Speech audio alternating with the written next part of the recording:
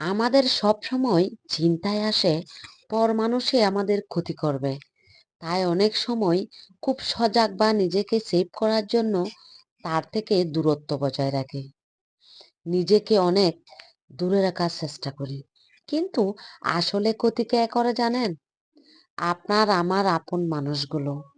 যেই মানুষগুলো খুব বেশি ভালোবাসার অভিনয় করে, তার কিন্তু আড়ালে লুকিয়ে থাকে আপনার ক্ষতি করার নেশা।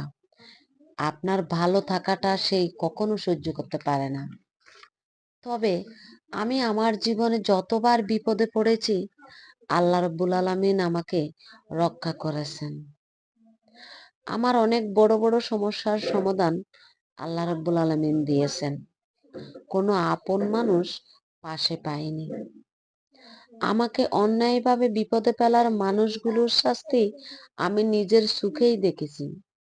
তখনই বুঝতে পেরেছিলাম আল্লাহ ছাড় দেন, কিন্তু ছেড়ে দেন না।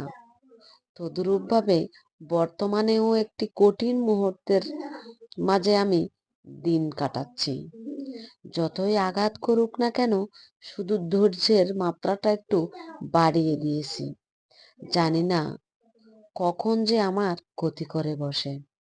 তবুও বলবো, আমার কেউ নেই, শুধু আমার আল্লাহ আমার পাশে আছেন।